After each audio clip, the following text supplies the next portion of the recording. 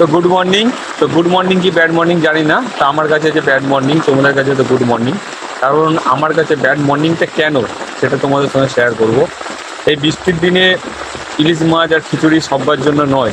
কিছু কিছু লোক আছে তাদের জীবিকা নিয়ে টানাটানি পড়ে যায়। যেমন আজকে এসছে আমি পান বরজ আমার ডুবে গেছে। বাবা চাষ করে। কতটা জল দেখো, দেখো পুরো এক কোমর জল। আর এই জলেতে ভেরি দেওয়া হচ্ছে, সকাল 6টা থেকে ভেরি টানা হচ্ছে, এখন অব্দি ভেরি কমপ্লিট হয়নি। এই ভেরি দেওয়া হচ্ছে, এখান থেকে মাটি তুলে, এই এক কোমর জল থেকে মাটি তুলে তারপর ভেরি দেওয়া হচ্ছে। আর এই একটা ভেরি দেওয়া হয়েছে, আর সেই দিকে সেই একটা ভেরি দেওয়া হয়েছে, সেই ভেরি দেওয়া হয়েছে একটা।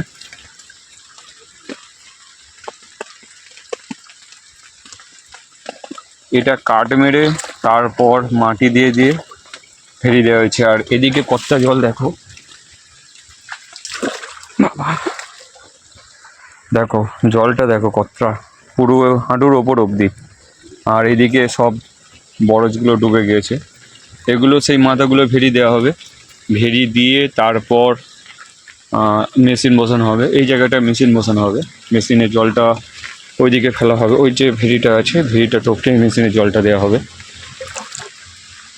এতদিন ডোবেনি, অনেকে ডুবে গেছিলো। এই যে বরজটা দেখছো, ওইদিকের বরজটা এতদিন ধরে ওরা ছেঁচ ছিল।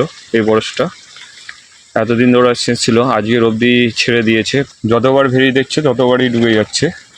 আর আমাদের আজকের থেকে যুদ্ধ শুরু হয়েছে, অনেকে ছেড়ে দিয়েছে, আমাদের এতদিন অবধি ওঠেনি, আজ উঠেছে। তো এই হচ্ছে আমাদের চাষিদের জীবিকা। তো তোমরা জানো আমি রঙের কাজ করি, তা সত্ত্বেও বাবা যে পুরনো আমাদের, এটা হচ্ছে আমাদের আদি বিজনেস ছিল পান বরজ। এই পানগুলো খাওয়া হয়। তো এগুলো আগে আমরা কাজ করতাম, তো এতে এত কষ্ট, বর্ষাকালেও কষ্ট, শীতকালেও কষ্ট। ওই জন্য এই লাইন থেকে আমরা সরে গিয়েছিলাম। তো বাবাকে বললাম ছেঁচতে হবে না, বাবা বললো না এত সুন্দর বরজ ছাড়া যায়, তো চলো একবার চেষ্টা করি। তো চলো চেষ্টা করা যাক। ভেরি যদি ঠিকঠাক থাকে তো বরজ রাখা সম্ভব। যদি ভেরি ঠিকঠাক না থাকে, যদি ডুবে যায়, বারবার ভেরি ভেঙে জল ঢোকে, তাহলে বরজ রাখা অসম্ভব। তো চেষ্টা চালাচ্ছি, চেষ্টা করি যদি হয়। আর যারা এই কষ্ট করে রাখতে পারবে, শীতকালে তাদের একটু বাজারটা হয়। কারণ এই পানগুলো এখন দাম খুবই কম, শীতকালের দিকে পানের দামটা অনেকটা, প্রায় ডবল হয়ে যায়। 100 টাকা পানের দাম 100 টাকার কাছাকাছি চলে যায় অনেক সময়। কাদের কাদের এরকম পান বরজ ডুবে গেছে, ছেঁচতে গিয়েছো, বা কাদের কাদের বন্যায় ডুবে গেছে, যদি আমার ভিডিও দেখো অবশ্যই তোমরা কমেন্ট করে জানিও। আমার তো এই অবস্থা, আজকে সব কাজ বন্ধ, এমনকি আমার মিস্ত্রিগুলো নিয়ে চলে এসেছি। তো চ ভাই একটু ঠেকাতে হবে, তো তারাও এসছে ভেরি দিতে, দেখা যাক।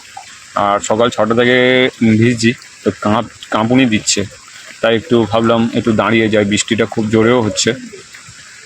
তো টাটা, আবার দেখা হচ্ছে নতুন কোনো ভিডিও নিয়ে।